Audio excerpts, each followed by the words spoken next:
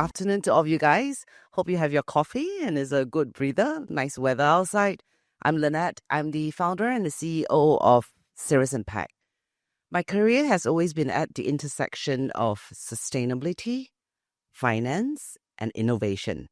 So it's a very interesting space, and people will ask me what I do. So I build ventures. Effectively, I build businesses within the banks, and I also develop partnerships to advance sustainability impact and integrate it across multiple industries. So when people ask me, is there any specific industries?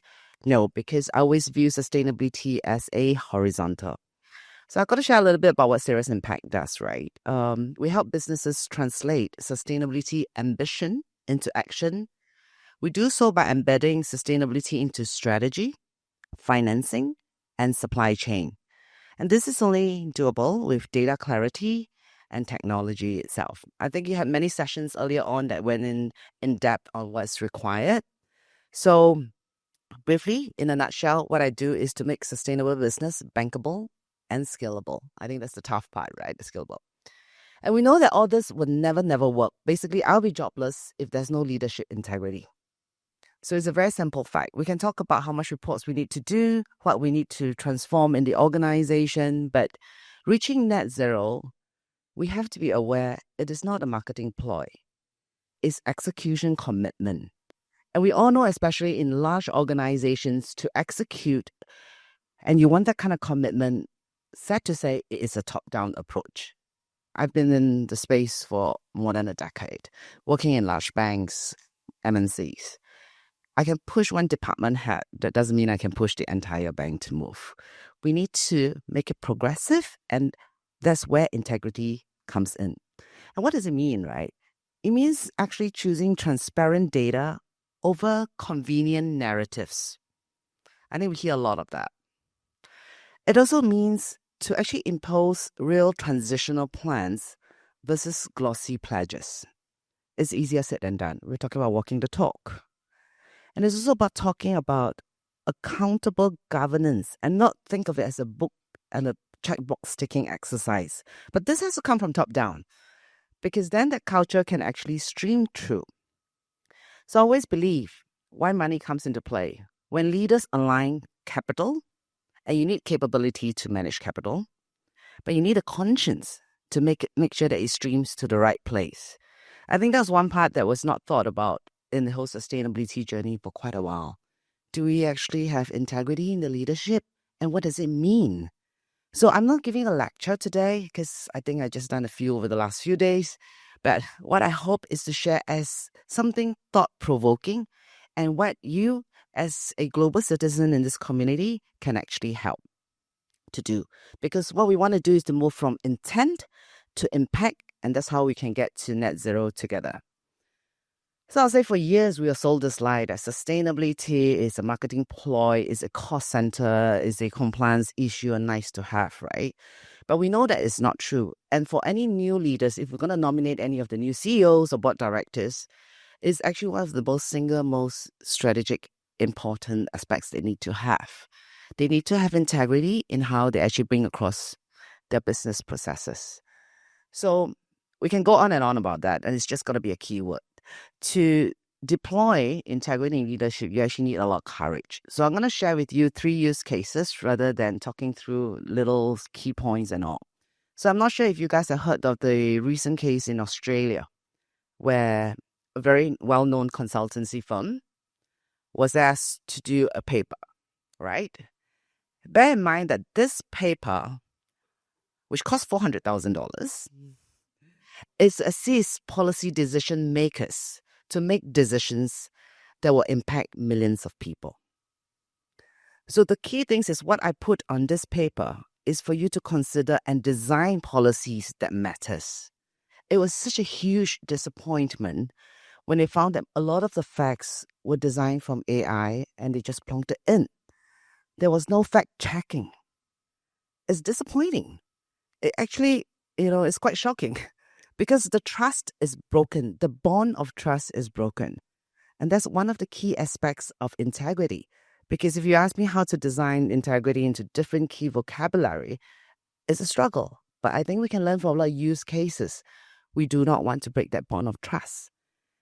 And that's scary because that decision that's going to be made by these policyholders, if it's policy decision makers, is going to impact so many people. That is definitely not sustainable. And that's why integrity is important, because you have to be proud of your work, right? You want to do a piece of work that people will use it for what it's supposed to be and lead to the outcomes that you want. So that inherent characteristic is important as far as I'm concerned. A second case, which is a little bit of a happier note. So it's a personal story of someone that I know. It goes to show how important integrity is and where it could lead a person, even on a personal level, how you want to conduct your life, how you want to conduct your behavior. So this person that I know, actually I've given permission to mention his name. He's the CEO of a wealth management bank in Singapore. It's actually won a lot of awards over the last few years, which we're all very proud because it was a Singapore bond bank. But in his earlier years, he was a product design. So in financial institutions, when you're product design, you design financial products. So you're at the core of the origins, you put together and see whether it will make money, what's the percentage of returns. So as an end user, you probably see it when your relationship manager pushes you the product and you buy it, right? So in a very large institution, your range of work is in this particular pillar. That's your department and that's about it. But he happened to find out that the relationship manager was selling the product that he has designed to a customer, and there was misrepresentation. So we are talking about dollars and cents already, about returns and what's being promised. And that's scary because why? To him, he thought about it. Should I raise it up or not? So you're a very junior product manager at that point. If you raise it up, you might offend the sales team boss. It might affect your own career. This will be the thoughts that goes through everybody's mind for sure. Right. Now, of course, he was going through like, who do I bring it up to? Should I not? Is it a duty? I mean, this is 20 or 30 years ago itself, right? And he thought about it. If I don't say a word, it will actually impact the customer and it could potentially impact many other customers. And the RM will actually continue selling things in that manner itself. So, sorry, I forgot to change the slides too a bit. Yep. But I like it more to be like a conversation between us today, something to think about. So what happened is that he brought it up. It triggered a chain of effect. Of course, the other person got reprimanded. There's demerit points and there's a lot of questionings and all. But he held on to his end. And I'm very glad to say that he is the CEO of his company. And I've seen him conduct himself in public and in private, very much a person well respected because he had that integrity in him since a long time ago. So that brings the point where I'll go on saying, is integrity a tangible asset? Because it's something so abstract, right? And in the real world, we want data, we want percentages on the screen, we want to know what's the ROI and everything. It's just translated in different ways. So there was a case, I think most of you guys will know about NVIDIA, Jensen Huang. So I'd like to share his story. I'm not sure if you know that it was a huge struggle. I think any one of you guys in startup world, I mean, if you're in a corporate, it's nice because every end of the month we get a paycheck, right?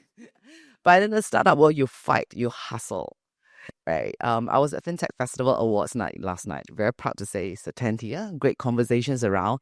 And everybody was wondering, like, why are you, these folks, so close together? Because we fought the war together for years. So it's a little different in dynamics itself. So NVIDIA in the earlier days, Jensen Huang was a very reliable person. He worked in a large firm, but he was going through a very tough stage. It was the point where his company would do or die. Not the NVIDIA yet at this stage, right? He reached out to one of these people that he was working for at that point. And this guy knew his skills, which is where I will consider it skill stack. Because, I mean, of course, you want to be a leader, you need to have certain skill stack, right? Because I mentioned earlier, if I give you capital, you don't have capability, we are in trouble. But if you have both and you don't have conscience, we are also in trouble at the same time. So things to think about. So this guy, listen to him. This is the earlier days when AI and computer chips and all was still a little bit in question. What's next? What it could lead to. He know him as a person. He know his skills.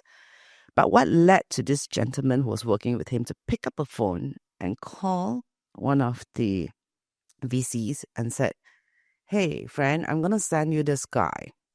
and please cut him a check. He needs help. I'm not sure what he's doing, but it sounds good. But I worked with him before. It takes a person with a huge amount of skills and integrity and personality stack for another person to put his head on the chopping board, to actually deliver this, to ask somebody else to cut a check. That is the tangible asset of integrity. I mean, please don't get me wrong. It has to come with skill set also, okay? At the same time, but it plays a big part because the skill set will get me to vouch for your skills. I could attest to what you do on LinkedIn. But for me to put my money down or to call a personal contact, so to put money down on you, I actually need to have a lot of faith and a lot of trust, because my own reputation is at stake itself.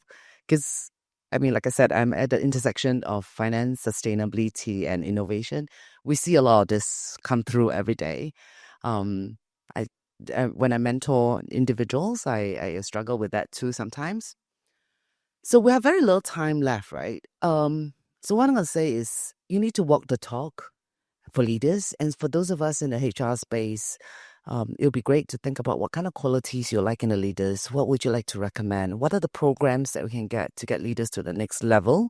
To think about what they can do, what they want to deliver. And sustainability is definitely not a cost center. We've seen really, really good results. So just a couple weeks back, I was judging for one of the local companies that's listed. They have actually done extremely well. Their financial reports has reflected it. They started embedding it in their strategy and designed products using that as the DNA. And it actually increased their market share globally and managed to sell to many, many other countries and export markets. So it's definitely not a cost center. It is slower than normal, but it takes time. But we do need integrity and courage in leaders to follow through. Because I've also seen my bids where it falls through, because what member says is a little bit more expensive than any others. So how can we convince them? It actually lies largely on the key members and the key leaders in the space itself to help bridge this across. Of course, we need a lot of numbers to back that up, but your brand is no longer what you say, it's what you do. And that's a fact, because you really don't want to see that news. So on the lighter side, we did the Latoni pyramid. So this will be a bit more lecture style. You could feel free to take photos and go research and Google, because like I said, I prefer a conversational format, and so that everybody can think about how can we do to integrate integrity in leadership. And do remember that integrity is actually a trust premium. And this is the premium that comes as a tangible asset. So to give you the idea on M&A and valuation itself, when we take into consideration how much we want to pay for a company, we take in brand value. And that's not tangible in that sense, but it became a tangible asset over the years. So I hope to be considered that leadership is also a tangible asset when we take into account actual valuations and investments. So I hope your team believes that you're genuinely committed, and you can breed leaders that the leaders genuinely committed to the sustainable transition, because that would be your most powerful innovation. Like I said, I was an innovation, and people who believe in it really make things happen. A little sharing in the sustainability field last night. I managed to talk to one of the very seniors in MAS. And I said, I'm a bit disappointed with Singapore FinTech Festival this year. We have very little emphasis on sustainability. I only have one hall. We used to have 3 halls. That's not very nice. So he said, it's not that we are actually lessening, just give a little bit of heart and hope to everyone. We actually put a lot more focus and made eco-prosperity a lot larger. And there are a lot of smaller events that's helping. And we are definitely looking at policies that could actually help sustainability and companies to grow more globally itself. With that, I will end this little chit-chat session with you guys. I hope it keeps you thinking about how you can integrate integrity in leaders. And for those of you guys who are mentoring others, integrate that portion into your mentees. For those who are parents, integrate it into your offsprings at the same time. Thank you.